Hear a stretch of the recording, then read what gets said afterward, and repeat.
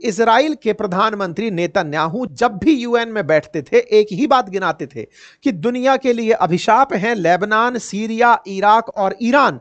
इन सबको fuel Iran की तरफ से मिलता है। ईरान के अंदर बकायदा इस तरह के सीक्रेट एटॉमिक वार हाउसेज हैं, जहां पर वेयर हाउसेज हैं, जहां पर इन्होंने न्यूक्लियर कैपेसिटीज विकसित कर ली हैं। ऑलरेडी 70% वो न्यूक्लियर एनरिचमेंट कर चुके हैं। 90% तक जैसे ही इनका न्यूक्लियर एनरिचमेंट हो जाएगा, ये तत्काल प्रभाव से बम बनाकर हम पर गिरा देंगे। साथियों, आज के दिन एक बढ़िया रील वायरल हो रही है और वो रील है 1996 से लेकर अब तक के नेतन्याहू की, जिसमें 1996 में, आज से 30 साल पहले भी ये यही कह रहे थे कि ईरान न्यूक्लियर बॉम्ब बनाने वाला है। ये रील इस समय काफी चर्चा में है। Iran week away from building nuclear bomb 30 year, ये 1996 का इनका बयान है। इसके बाद में ईयर दर ईयर ये चीजें चेंज होती गई। हर बार ये यही कहते हुए पाए गए कि ये अपने गोल के बिल्कुल नजदीक हैं, ये न्यूक्लियर बॉम्ब बनाने वाले ही हैं। 2002 में भी, this is not hypothesis, it is fact, Iraq, Iran और Libya racing develop nuclear weapon. 2012 में ये कहते हैं, कुछ महीने की बात है, कुछ हफ्ते की बात है, इनके पास में इनफ एनरिच्ड यूरेनियम होगा पहला बम बनाने के लिए। फ्यू ईयर्स में ईरान के अंदर गारंटेड है। 2015 में ये कह रहे हैं कि न्यूक्लियर बॉम्ब इनके पास होगा। 2018 में कह रहे हैं Iran just comply, they go have with in a few year precisely. 2018 में भी ये कहते हुए पाए जाते हैं दे हैव वेयर, मतलब यही पूरी तरह से 2018 का। 2019 का इनका ये बयान है जिसमें आईएईए के रिपोर्ट को ये हवाला देते हैं कि ये न्यूक्लियर प्रोग्राम चला रहे हैं। 2020 में ये कहते हैं कि कुछ ही महीने में ये 2 न्यूक्लियर बॉम्ब बना लेंगे।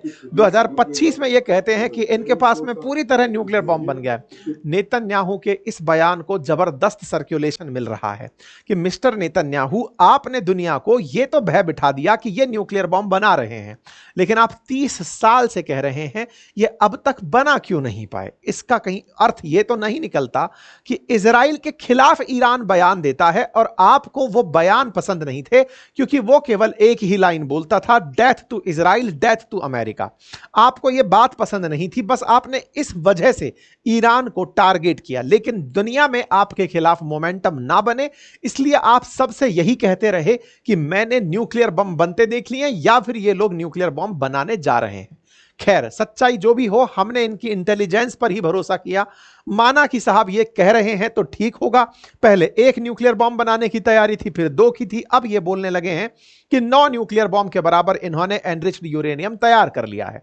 चाहे जो भी हो, फिलहाल के लिए बड़ा प्रश्न यही है कि इजराइल ईरान को टारगेट क्यों करना चाहता था।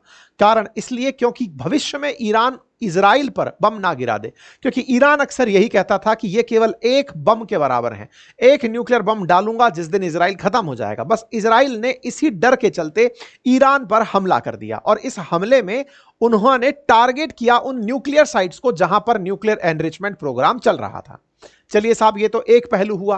तो क्या आज इजराइल को अपना जो उद्देश्य था वो पूरा होता दिखा? जवाब ट्रंप की तरफ से आता है। ट्रंप हर जगह एक ही लाइन कहते हुए पाए जा रहे हैं कि हमने अमेरिका की तरफ से जिन जगहों पर हमला किया वहां से अब न्यूक्लियर प्रोग्राम नहीं चल पाएगा, हमने उसे बर्बाद कर दिया।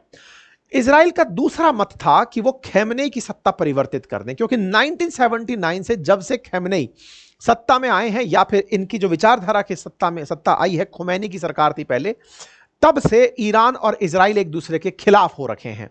इनका मत था कि इनकी सत्ता परिवर्तित कर दी जाए। इन्होंने बकायदा किल खैमनेई तक का भी प्लान बनाया था। ये तो ट्रंप ने बीच में आकर कहा कि नहीं, खैमनेई को मारना नहीं है। ऐसे में बड़ा सवाल यह बनकर आता है कि अगर इजराइल ये चाहता था कि ईरान में सत्ता परिवर्तित करना, ये ध्यान रखिएगा, इजराइल ने बकायदा बड़ा सोच करके राइजिंग लॉइन नाम रखा था। क्यों? क्योंकि असल मायने में पहले ईरान का नाम पर्शिया होता था। उस समय इनके फ्लैग पर इस तरह से राइजिंग लॉइन का निशान होता था। राइजिंग लॉइन ईरान हुआ करता था। जब से कट्टरपंथ आया तब से कुछ इस प्रकार से कोई खंजर जैसा जो चीज है वो इनके फ्लैग पर आ गया। इसी वजह से इजराइल ने राइजिंग लॉइन नाम का जो प्रोग्राम रखा, असल में वो वाले पर्शिया की पुनः स्थापना थी जो कभी इजराइल का दोस्त हुआ करता था। तो इनका उद्देश्य इस प्रकार से था कि इनके झंडे पर जो राइजिंग लॉइन था वो वापस हम लेकर आएंगे। मतलब इजराइल की मंशा थी कि खैमनेई सत्ता परिवर्तित हो और हम खैमनेई को हटा करके नया ईरान बनाएं जो कि पुराने पर्शिया जैसा हो। हो, लेकिन ईरान में सत्ता परिवर्तित नहीं हुई। बकायदा इन्होंने प्रयास सारे किए, उनके कमांडर्स मार गिराए, उनके बहुत सारे साइंटिस्ट मार गिराए, लेकिन इन सब के बावजूद खैमनेई आज भी बरकरार हैं। इजराइल ने ईरान के अंदर जहां जहां हमले किए, चाहे B-2 बॉम्बर्स ने हमले किए, उन सभी जगहों पर इन्होंने न्यूक्लियर प्रोग्राम को खत्म कर दिया, ये क्लेम करते हैं। और हो सकता है कि अब इजराइल ये कहता हुआ भविष्य में कभी ना दिखे कि ईरान न्यूक्लियर बॉम्ब बना रहा है।